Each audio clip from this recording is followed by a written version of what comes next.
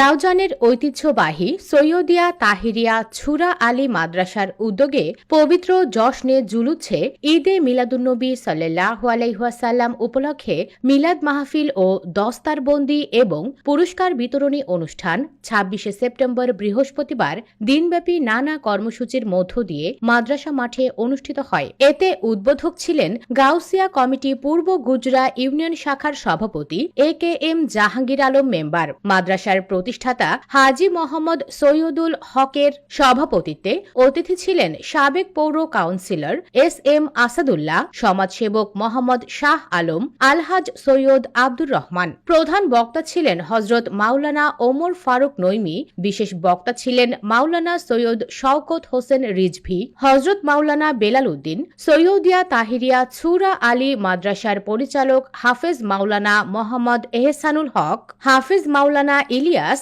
হাফেজ মাওলানা আনিসুর রহমান, হাফেজ মাওলানা আবদুল্লাহ আল নোমান, মাওলানা সৈয়দ কামাল। অনুষ্ঠানে হাফেজ সম্পন্নকারী কৃতি শিক্ষার্থীরা হচ্ছেন রাউজানের মোহাম্মদ আরাফতুল ইসলাম, মোহাম্মদ জোবায়ের, বাঁশখালীর মোহাম্মদ রফিকুল ইসলাম রোকন, রাউজানের মোহাম্মদ আরিফ তাহের। নাত ও কেরাত প্রতিযোগিতায় পুরস্কার প্রাপ্তরা হচ্ছেন আহমদুর রহমান সাইমন, ইয়াসির ওমর, আব্দুল আল ওয়াফিজ, মোহাম্মদ ইব্রাহিম ও শেখ মিজবাহ।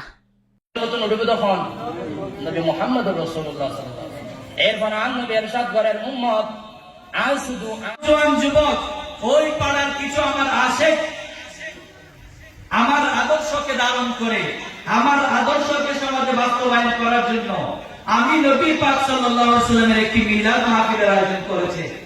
সেই মাহফিলকে তোমরা সৌন্দর্য বর্ধন করো নাই, সেই মাহফিলে এসে তোমরা মাহফিলের